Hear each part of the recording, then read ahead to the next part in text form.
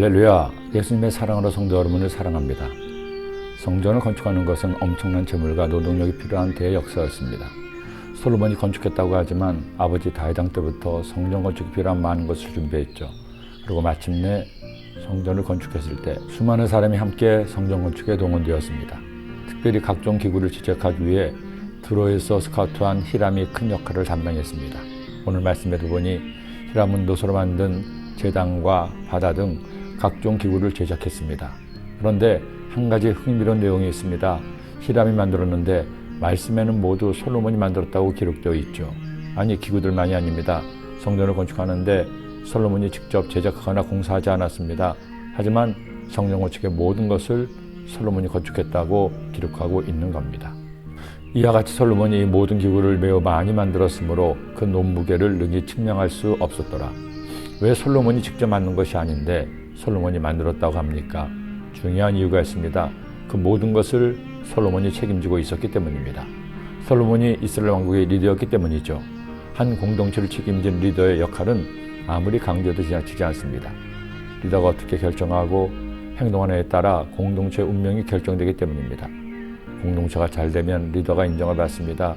그러나 공동체 문제가 생기면 결국 리더의 책임이 되기 때문입니다.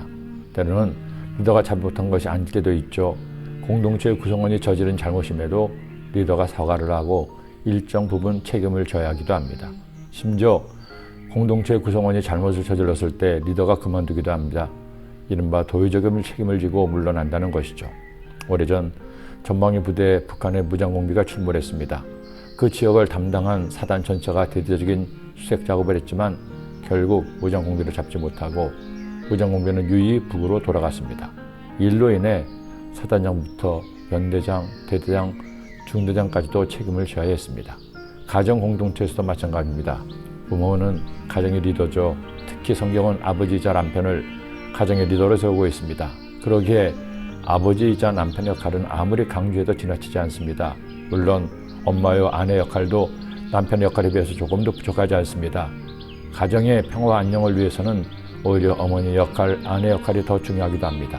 하지만 가정의 가장은 아버지이자 남편이라는 겁니다. 그러기에 가정에서 아버지는 남편은 무한 책임을 져야 합니다. 가족들의 안녕이 자신에게 있음을 인식하고 말 한마디도 작은 행동들도 신중하게 해야 합니다. 가족들에게 도움이 되도록 가족이 자신으로 인해 힘을 얻고 든든함을 느낄 수 있도록 그가 해야 할 최선을 다해야 합니다. 예수 그리스도는 모든 교회의 리더이십니다. 교회는 머리 대신 예수님의 몸이기도 하죠.